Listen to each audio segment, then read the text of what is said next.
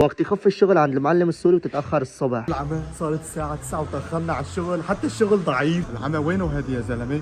السلام عليكم. وعليكم السلام. وينك لهلا؟ منيح شرفت. يا معلم والله ما حسيت، حقك على راسي. انت انصرف هيا يوسف، كل يوم لسه بتتاخر لي، كل يوم تاخير، ايش هاد يعني؟ خلص معلم والله من عيوني ما بقى اتاخر، فايت على الشغل. هوب صار في سيستم جديد عندي انا. شو السيستم الجديد معلم؟ السيستم الجديد يا يوسف، اللي بتاخر من هون رايح بده ينقطع عليه مصاري، وانت تاخرت نص ساعه فمقطوع من اجرتك 80 ليره. يلا امرك لله يا ولد، ما في شغل، فوت يلا معلم. انت وين رايح؟ بعدين يا يوسف الاكل ما ضل بالورشه ها؟ شو صلي على النبي معلم، انا بيتي بعيد. يا يوسف لان الشغل ضعيف وما عم توفي معنا، وبالنسبه لساعات الشغل زودناهم ترى ها. اوه كل هذا، يلا تحمل يا يوسف، شهرين وبرجع بفتح الموسم. ماشي معلم بشتغل. هذا ما عم تقلع، حله عندي.